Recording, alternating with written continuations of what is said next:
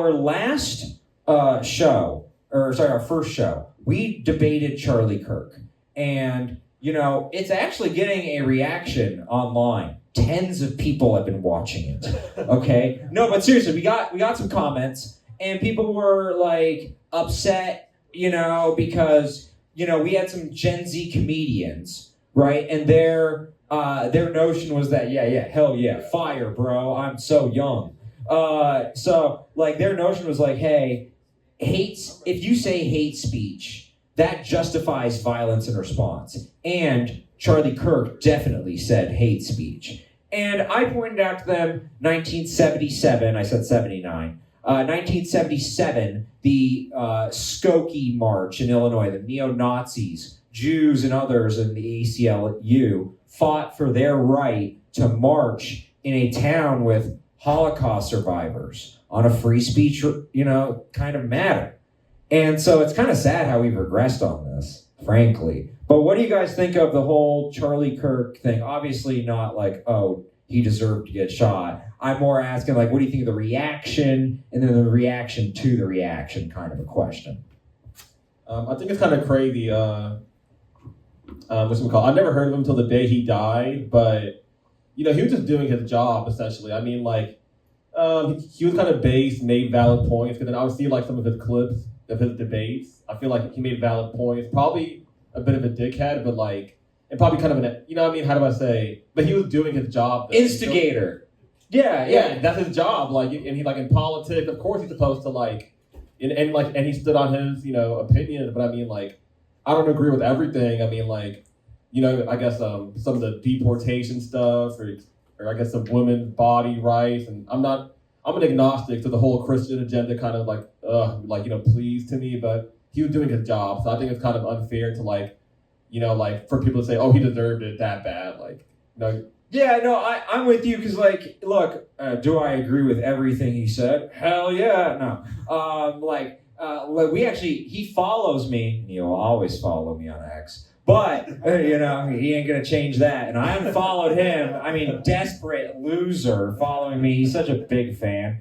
But, we actually had disagreements. He would steal my content, monetize it. I publicly shamed him. Eventually, he was tired of it, and he's like, I follow you, Eric.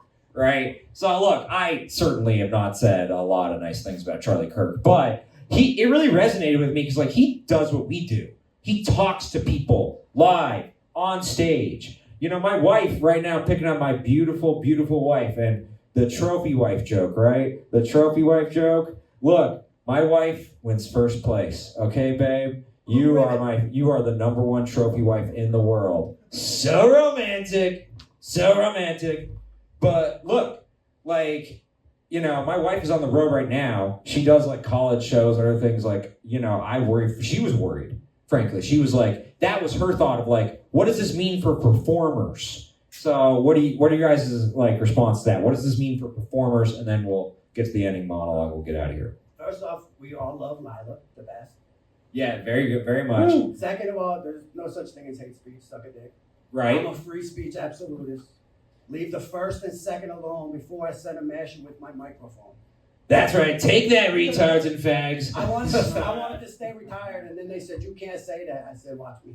That's right. Well, I'm not in retirement now. Fuck everybody. Look, we are 100% free speech absolutists here. And Green Goddess has been great. The only rule is you can't bomb to the point where you cost them a customer. That's the only rule. Okay, other than that, they are free speech absolutists, and we love them here at Green Goddess for that, because it's truly American.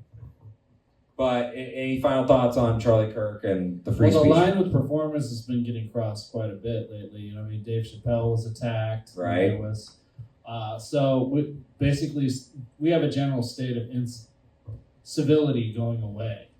Mm-hmm. And, we're supposed to be a free speech nation, essentially, and we're supposed to be practicing free speech and everything else. And then we're silencing all the dissenters whenever somebody feels like it. And no, it's a real problem, but the civility of it needs to be addressed first and foremost. It's we have to decide we're going to have an open forum. We have to decide we're all going to give each other a chance to speak. We have to decide that this is allowed and this is the civil way to act.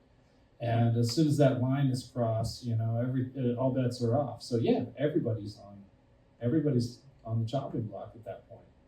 Jesus, Steve, that was so poignant. I should let you speak more. God damn, as my sidekick, that was so good. Now shut the fuck up, okay? But seriously, no, that was a good note.